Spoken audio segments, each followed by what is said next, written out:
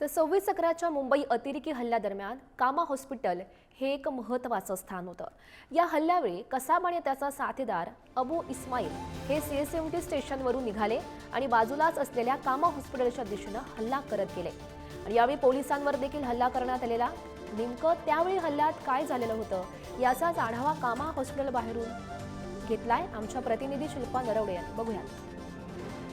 मुंबईचा दहशतवादी हल्ला आठवला की आजही अंगावर शहारे येतात। त्यात मुंबईचं कामा हॉस्पिटल म्हटलं की कसाबचा चेहराच डोळ्यासमोर उभा राहतो। आज मी त्याच कामा हॉस्पिटलच्या बाहेर उभी आहे आणि तुम्ही जर पाहिलं तर हे कामा हॉस्पिटल आहे आणि बाजूला सीएसटी स्टेशन आहे।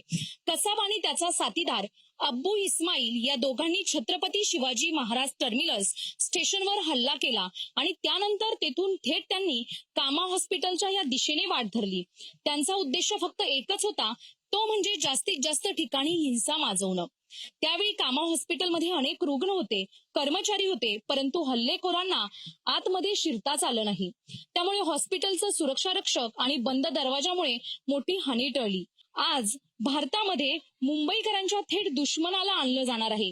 त्यामुळे 26/11च्या हल्ल्याचा मास्टर माइंड तहूर राणा याच्या चौकशी अंती नेमकं काय गुड उकललं जातंय हे पाहणं महत्वाचं ठरेल।